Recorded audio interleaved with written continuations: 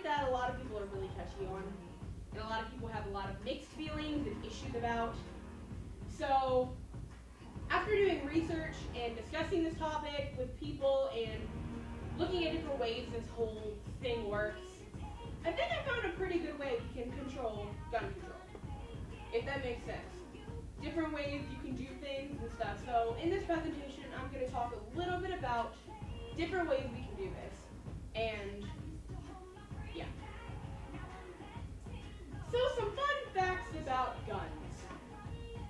A standard definition of a gun is something that has a bullet and shoots shells. Shoots shells and bullets, pretty much. So that can really consist of any type of gun, I think. We have BB guns. My favorite, though, definition of the gun was, it says when well-muscular arms. That was really funny for me. But that's not the guns we're talking about today. The first recorded use of a firearm was in 1364. I mean, think about how many generations back that's going to be. It's a long time ago. That's a lot. That's pretty cool, though. And from 1750 to 1850, you know that whole thing you see in old Western movies or, shows or whatever, where they walk 10 paces, they stop, they turn around, and they shoot? From that time period of 1750 to 1850, that's when it was mostly the big thing. That's when a lot of people did it. And I think that's pretty cool, I don't think they do that anymore, but... So, now to the idea of gun control. In the Constitution, whatever, our Second Amendment states that we have the right to keep and bear arms. So a lot of Americans and political people are fighting that with that right, we are able to own guns no matter what the deal is. So, it is in our rights, we can have a gun. But there's different versions of being able to own a gun and being able to own a gun safely and then being able to own a gun not safely. We're going to kind of talk about that.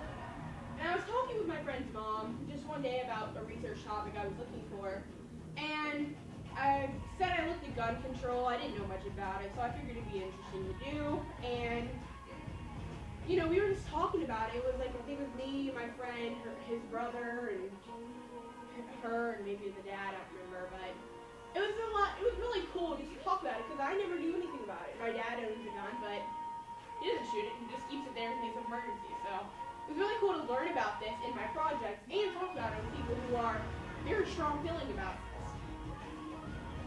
So, some ideas on gun control. In my opinion, I feel like we can own guns and be safe about it, which is what my research was. How can we be able to own guns and still, not be dumb about using guns? So, the standard background checks are already done now. I think if we heightened those a little bit and maybe did some more about them, they could be really good. Mental illness checks are a big deal too, because if you can buy a gun and you can't pass a mental illness check, I really don't think you should be able to have a gun, in my opinion. And a lot of other senates and people talked about that too. So that's really a pro for owning a gun with a mental illness check. And uploading things into a database, so all types of people that sell guns are able to see that database and say whether you pass this in a background check or not on a mental illness check or whatever. So I think that's really these three are the main things that we should do to be able to own firearms and purchasing firearms. So in conclusion, guns are not the issue. It's the people that's holding the gun or shooting the gun or doing something. Because the gun, it can't hurt you. It's the person behind it. So I think if as a person we're not able to own guns and able to physically control ourselves, we shouldn't be able to own guns. Guns are here to protect us, They use them in the army, they use them in different places so people can protect our country. And so it's really in our best way to still have guns for protection. So in conclusion, guns are okay.